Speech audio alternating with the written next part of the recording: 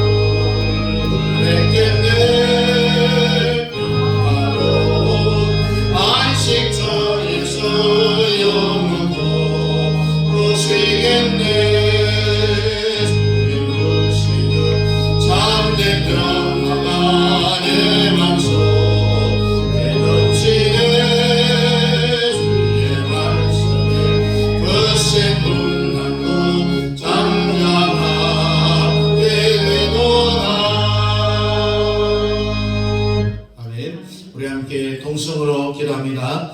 6절부터 18절입니다. 요한복음 14장 16절부터 18절까지 우리 함께 읽습니다. 시작. 내가 아버지께 구하겠으니 그가 또 다른 보혜사를 너희에게 주사 영원토록 너희와 함께 있게 하리니 그런 진리의 영이라. 세상은 능히 그를 받지 못하나니 이는 그를 보지도 못하고 알지도 못함이라. 그러나 너희는 그를 아나니 그는 너희와 함께 거하시며 또 너희 속에 계시겠습니다. 내가 너희를 과와 같이 버려두지 아니하고 너희에게로 오리라. 아멘. 따라합니다. 성령을 믿습니다. 성령을 믿습니다. 계속해서 우리 사도신경 함께 나누의 은혜를 받는데 오늘은 성령을 믿습니다. 사도신경 가운데 성부와 성자와 성령에 관한 신앙 고백이 아주 조직적으로 표현이 잘 되어져 있어요. 이것이 바로 삼위일체 하나님에 대한 신앙 고백이죠. 그러나 이건 대단히 어려운 문제예요. 인간의 지능과 어떤 용법을 갖고 삼위일체 교리를 이해하기라는 것은 굉장히 어려운 거다. 우리나라 이 웨스트민스터 신조는 121명의 신학자들을 포함한 151명의 회원들이 1643년 10월 12일에 모여서 의논하기를 시작해서 예배 모범 또 교회 정치 원리를 약 1년 동안을 심의를 했습니다. 그래서 45년부터 학습 문답하고 신앙 고백에 관한 문제를 이제 작성하기를 시작해서 2년간의 또 심의 끝에 성경적인 증거를 뒤에 덧붙여갖고 끝을 맺을 때가 언제냐? 바로 1647년 4월 29일이었습니다. 1648년 3월에 공포된 웨스트민스터 신앙 고백서와 대소리 소요리 문답송이 나타난 삼위일체 하나님에 대한 교리를 보면은 이렇게 쓰여져 있습니다. 다리한 신성의 삼위가 계시니 곧 그 본질과 권능과 영원성이 동일하신 성부 하나님, 성자 하나님, 성령 하나님이시라. 성부는 그 누구에게 속하시지 않고 아무에게서도 나시지 아니했으며 나오시지도 않으시며 성자는 아버지에게서 영원히 나시었고 성령은 성부와 성자에게서 영원히 나오신다. 이 신조에서 삼위가 계신다. 그 신성은 똑같다, 동일하다, 삼위는 각각 구별된다라는 이런 주제가 고백이 되어져 있습니다. 우리가 성경을 자세히 보면은 삼위일체라는 문자로서 표현된 말씀이 있어요, 없어요? 없어요. 그렇지만은 삼위일체의 하나님이신 것이 분명하다는 이야기입니다. 자, 마태복음 3장에 우리 예수님이 세례요한에게 어디에서 세례를 받았어요? 요단강에. 세례 받으신 후에 예수님은 성자 하나님이잖아요. 성령이 비둘기같이 임하였다. 그분은 성령 하나님이시죠. 그리고 하늘에서 무슨 음성이 들립니까? 이는 내 사랑하는 아들이라. 이 말씀하신 분은 바로 성부 하나님. 그러나 하나님은 몇 분이다? 한 분이다.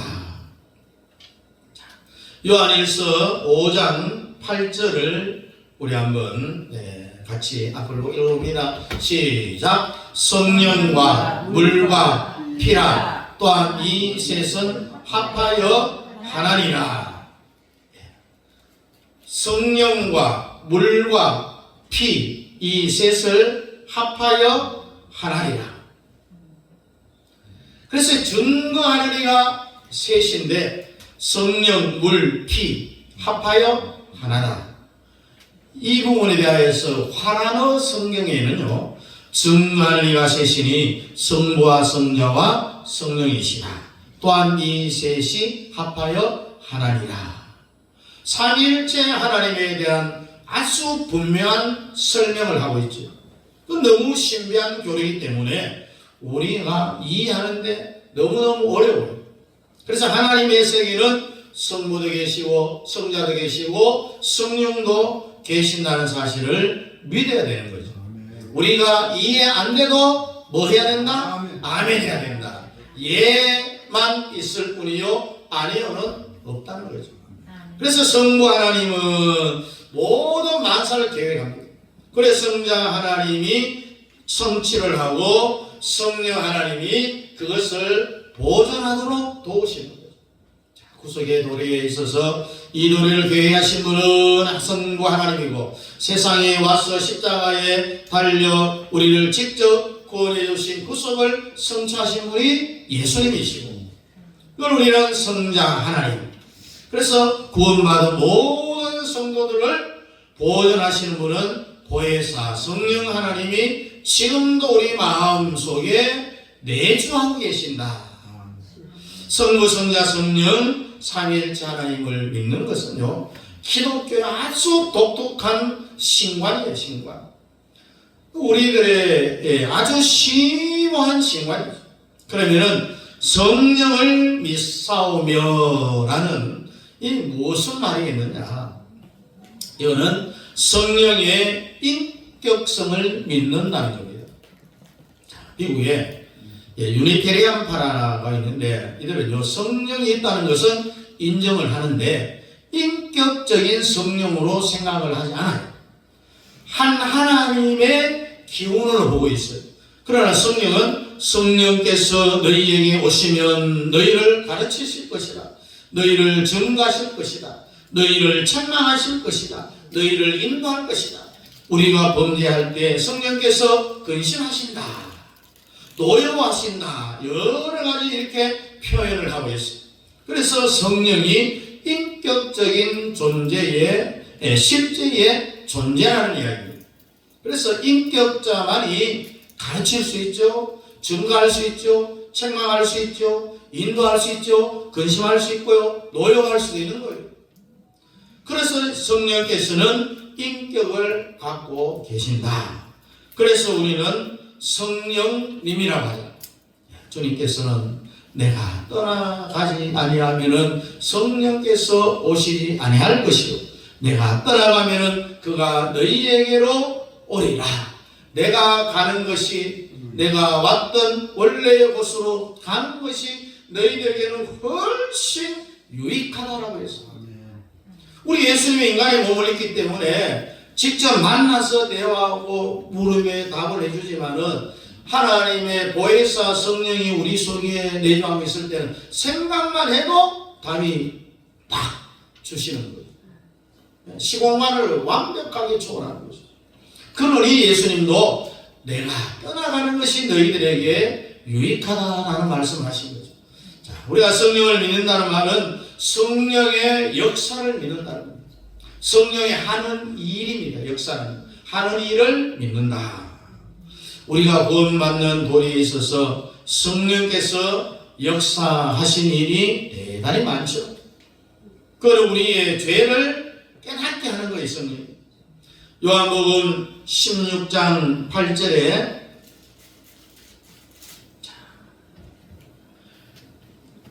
성령의 세 가지 책망에 우리가 말씀을 생각해 보면은 16장 8절 시작. 그가 와서 죄에 대하여 의에 대하여 심판에 대하여 세상을 책망하시리라. 세 가지 책망이 뭐죠? 죄에 대하여 의에 대하여 심판에 대하여 책망하신다. 여러분 죄 중에 가장 큰 죄는요 인간이 창조주 하나님을 안 믿는 거예요. 불순종이에요. 불순종. 성령께서 우리 마음을 감동하실 때는 그 사람은 자기가 말할 수 없이 죄인이다라는 사실을 깨닫게 되는 거예요. 그 다음에 죄를 회개케 하고요. 우리 마음속에 강곡한 마음을 주셔서 그 죄를 회개하고 끊어버릴 수 있는 힘을 우리에게 주시는 거예요. 인간의 힘으로 회개할 수 없고요. 인간의 힘으로 끊을 수 없는 거예요.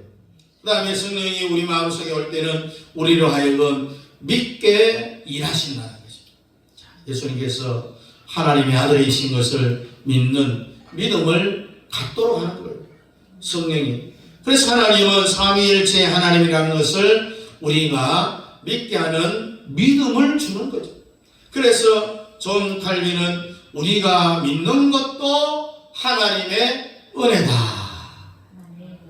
여러분 어떤 목사님이요? 그 교회 교인의 가족이 병원에 입원해서 매주마다 또 일주일에 몇 번씩 이 병원에 입원해 있는 환자를 신방을 합니다. 그렇게 해서 말씀을 전하고 기도하고 또 대화를 나누고 또 돌아오고 하는데 어느 날 이 환자가 목사님 저를 위해서 우리 가족이 교회 다니는데 저는 교회도 안 다니는데 이렇게 열심히 매주마다 또 일주일에 몇 번씩 이렇게 와서 예배드리고 기도해주고 상담해주고 너무너무 고마워서 내가 예수를 믿으려고 아무리 몸부림을 쳐도 봐도 예수 안 믿어집니다. 그런 이야기를 하는 거예요.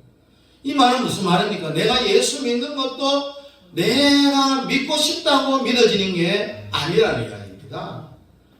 그런데 어떤 중직자가 반대로 병원에 입원했습니다. 그러니까 중직자가 입원했으니까 목사님은 신방을 안 갈 수가 없죠. 병원 신방을 계속 가는데 어느 날 목사님 딱 정식을 하고 나는 교회 다니고 세례도 받고 장로로 이렇게 임직을 하고 은퇴도 했는데 나는 예수가 누군지 모릅니다. 기가 막히잖아요. 그 예수를 나의 구주로 믿고 내 이름이 생명책에 기록되어지고 천국 간다라고 하는 확신 갖는 건 좋지만 내가 예수 믿는 것 이 자체가 하나님의 은혜라는 거예요. 성령이 그렇게 안 해주시면은 내 힘으로 되는 것은 아무것도 없다는 것이죠. 예. 성령의 역사 가운데는 일반 은사가 있는가 하면 아주 특수한 은사도 있어요. 일반 은사는요, 모든 믿는 자 누구든지 성령을 받는 은사. 성령 받아야 죄를 깨닫고 회개할 수도 있고 하나님이 이제 너는 내 자식이다, 너는 내 백성이다 라고 마음속에 확신하고 믿고 느낄 수 있는 것은 일반적인 은사죠. 마치 우리가 공기의 혜택을 보고 태양을 혜택을 보는 것은 누구든지 다 인간이라면 보는 거잖아요. 이것을 우리는 신학적으로 성령의 내재, 성령이 내 속에 계신다.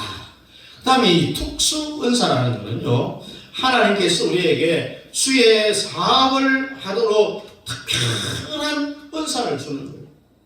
선지자라든지 또 사도가 되게 하고 영문면을 하게 하신 여러 가지의 은사를 준 거예요. 이것은 뭐 내가 그 은사를 받아갖고 내 이름을 날리기 위해서 내가 이런 능력을 행한다라고 자랑하기 위해서 이런 은사를 주는 게 아니라 하나님의 사역을 하게 하기 위해서. 사도 바울도 하나님의 사역을 얼마나 많이 했어요. 성령이 하나님의 사역을 하는 가운데 나타나지 아니할까봐 부들부들 떨었다고 했어요. 심히 떨었다고 했잖아요. 다시 말해서 하나님의 일에 충성하기 위하여서 성령의 은사도 권능도 받는 것이라는 거죠. 그래서 우리가 믿음으로 구원받기 위해서 성령께서 내재하시면은 누구든지 성령의 일반 은사를 받아. 그리고 우리가 무엇인가 주님을 위해서 일하고 충성하려고 하면은 성령의 특수한 은사를 받습니다. 우리가 이러한 은사를 받아갖고 다 누구를 위해서 주님을 위해서 무언가를 봉사하고 있는데 우리가 성령의 내재를 못 깨달을 뿐이라는 겁니다. 다 내재하고 있다는 거죠. 여러분 우리가 숨을 쉬고 살면서 일부러 뭐 공기를 의식적으로 지금부터 마셔야 된다면서 이렇게 생각하면서 여러분 숨을 쉬고 내쉬는 사람 있어요? 없잖아요. 이건 뭡니까? 오토매틱이에요. 자동이에요. 자동. 아무 의식이 없어요. 그러니까 공기 속에 살고 있는 사실을 잊어버릴 때가 대단히 많다는 거예요. 그래도 나는 숨 쉬고 살아가는 거예요. 성령의 내재도 그래요. 성령의 내재를 의식하지 못하고 있는 것이지만은 성령의 특수한 은사는요 우리가 다 의식할 수가 있어요.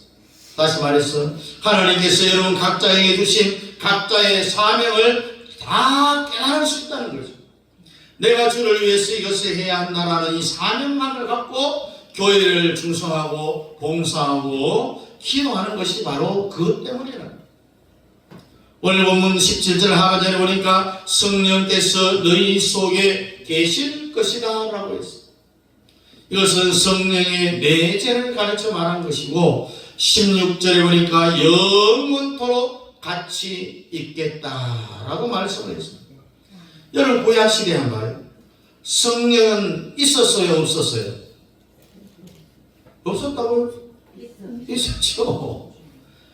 하나님의 신, 특수한 사람들에게 하나님의 신 성령을 주었어요.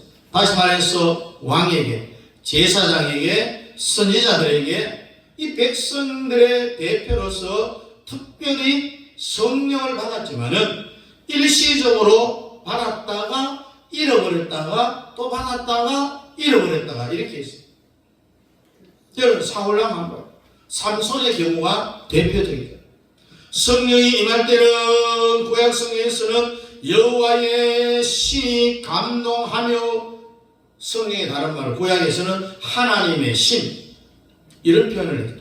신약시대에 와서는 모든 성도가 성령을 받는다고 했어요. 또 이 말세의 마지막에는 성령을 그냥 대하에 물붓듯이 부어준다고 했어요. 누구든지 받을 수 있다고 했어요. 한번 성령을 받으면 영원히 함께 하시되 영원히 우리 마음 가운데 계신다는 이야기입니다. 보혜사 성령, 우리 예수님이 승천하고 난 이후에 오순절 마가의 다락방에 임하였던 그 성령, 보혜사 성령은 그 이후부터 우리 성도들의 마음속에 내재하고 떠나가지 않는다는 거예요. 그 전까지는 성령이 임하였다가도 그 할 일을 다 마치면은 떠나갔어요.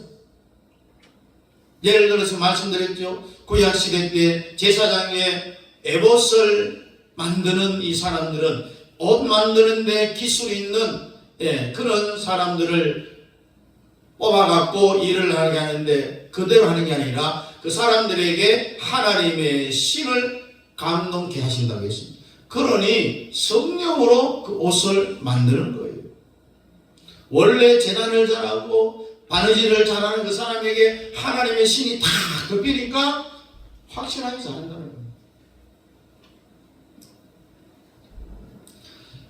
그래서 구약과 신약의 어떤 역사를 한 신학자는 역사에 대해서 이렇게 해요. 구약시대는 하나님께서 우리를 위한 신은 시대라고 했다.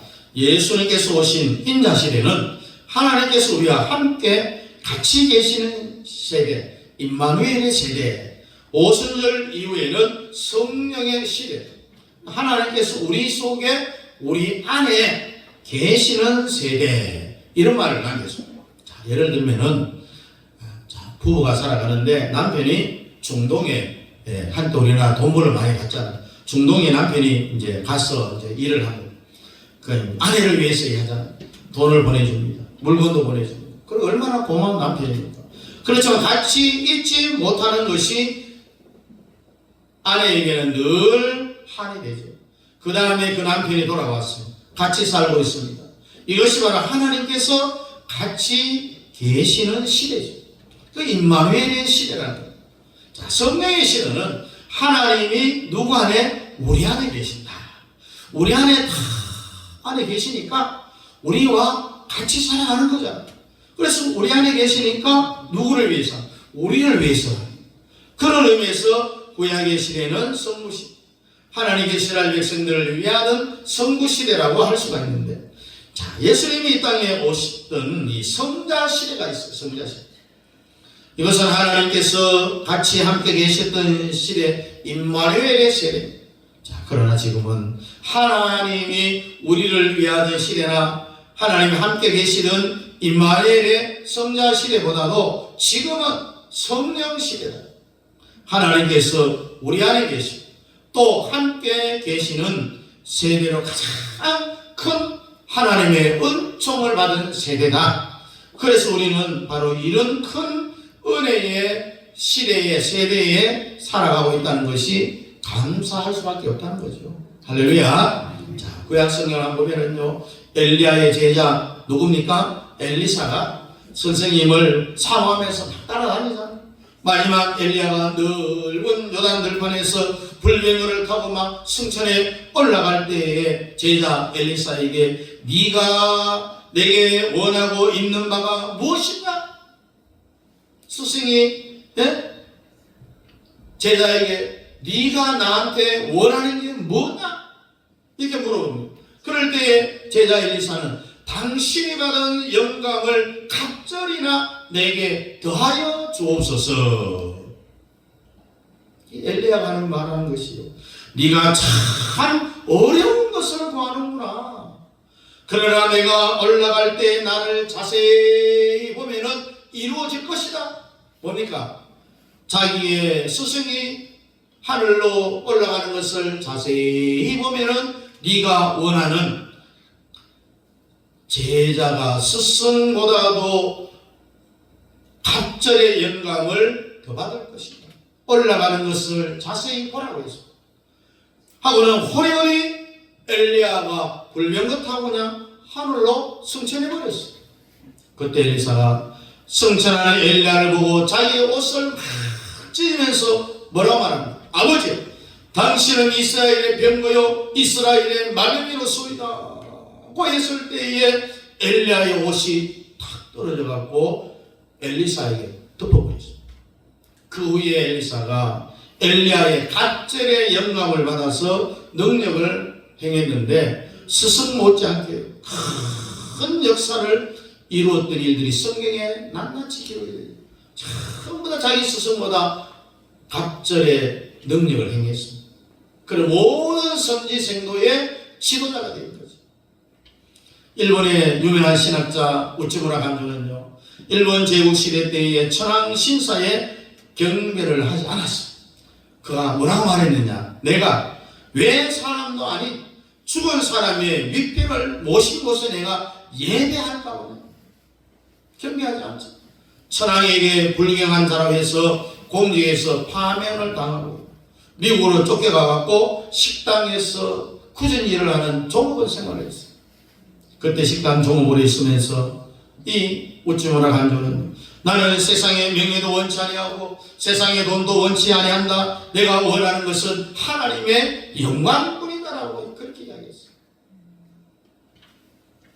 여러분, 우리가 이 시대를 살 때 여러분들은 무엇을 구하겠습니까? 엘리사는 자기 스승 엘리야에게 자기 스승보다 갑절의 영광을 구했습니다. 일본 제국시대 때 천황의 불경제로 쫓겨난 우찌무라 간조는 미국의 식당 종업을 했으면서 하나님의 영광을 구했잖아요. 우리가 정말 엘리사와 같이 하나님의 영광, 다시 말해 성령을 구해야 된다는 거예요. 그리고 우찌무라 간조와 같이 하나님의 영광을 구해야 되지 않겠습니까, 여러분? 여러분, 우리에게는 하나님의 영광을 지금보다도 더 성령의 충만을 구할 때에 하나님의 영광을 나타내는 삶을 살아갈 것이고 주님 안에서 형통한 줄로 생각을 합니다. 자, 우리도 우리에게 하나님의 영광을 지금보다 더 성령 충만을 구할 때 반드시 형통의 복을 주실 줄로 믿습니다. 우리 사도신경에서 성령을 믿습니다. 오늘 말씀을 축적내면 이게 무슨 뜻이냐? 성령의 인격을 믿는다. 성령의 역사를 믿는다. 성령이 내재하고 있는 그와 동시에 정말 우리 마음속에는 하나님의 은혜가 충만히 계시고 영감이 충만해졌어요. 하나님께 영광을 구하는 삶이다. 이런 삶을 우리 모두가 다 살아갈 수 있기를 주님의 이름으로 축복합니다. 우리 함께 찬송 197장입니다.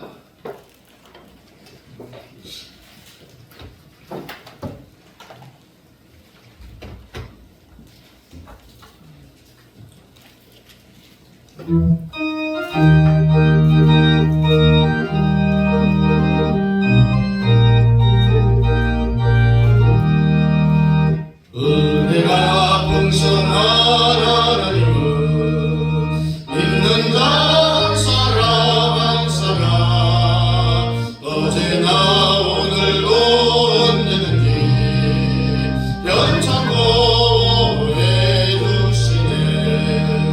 주여 성령의 역사를 오늘도 내려주소서. 성령의 뜻 뜨거운 불길로서 오늘도 충만케 하소서. 정력과 죄악의 물들함을 성령의 물길로 태우사 정결케 하소서. 태우소서. 깨끗게 하여 주옵소서.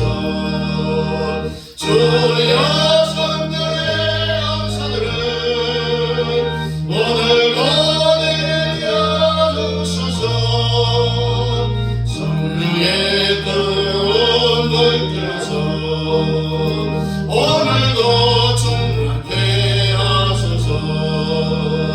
일생의 제물로 돌아가신 어린 양 우리 주 예수여 우승의 은혜를 내리시사 오늘도 구원해 주소서.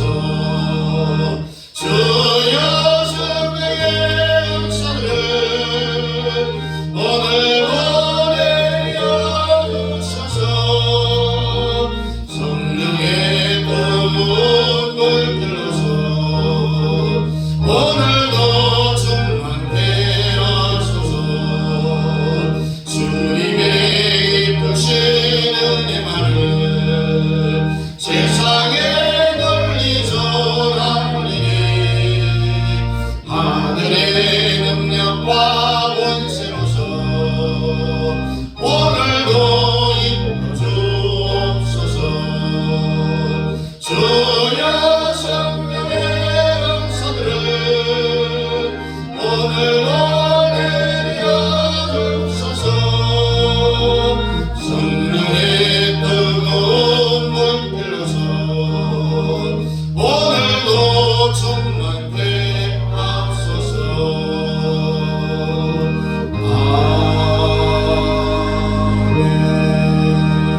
아멘.